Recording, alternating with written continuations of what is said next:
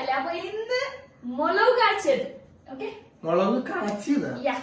അപ്പൊ നിങ്ങൾക്കെല്ലാം മനസ്സിലായില്ല എന്താണ്. അപ്പൊ ഇയാള് വെറുതെ ഇതൊക്കെ കാണുമ്പോൾ നിങ്ങൾക്ക് മനസ്സിലായല്ലോ എന്തായിരിക്കും ചെയ്യാൻ വേണ്ടി പോണത്. മുളക് കാച്ചിയതല്ല, മുളക് ബജി. മുളക് ബജി അതാണ്. ഇത് ഇവര് മറ്റേ മംഗലാപുരം ഭാഷയിലൊക്കെ മുളക് കാച്ചിയത്, മുളക് ഉരുട്ടിയത്, മുളക് ചിക്കിയത് എന്നൊക്കെ പറയും. എനിക്ക് ഭയങ്കര ഇഷ്ടമാണ് ഇതും ചട്നിയും ഒക്കെ.